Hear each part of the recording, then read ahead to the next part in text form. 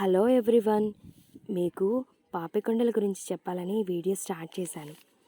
తెల్లవారుజామునే భద్రాద్రి రామయ్యను దర్శించుకొని రాముడి సీతమ్మ వారి అందాలను సొగసులను చూసి భద్రాచలం నుంచి పోచివరం వరకు చేరుకొని అక్కడ గోదారమ్మ తీరాన కాసేపు సేద తీరి పాపికొండల టూర్ ప్యాకేజీ వారు ఏర్పాటు చేసిన బోట్ తనిఖీ చేసి గలగలా పరవళ్ళు తొక్కుతున్న గోదారమ్మ ఒడిలో అలా బోట్ ప్రయాణం ప్రారంభించాం.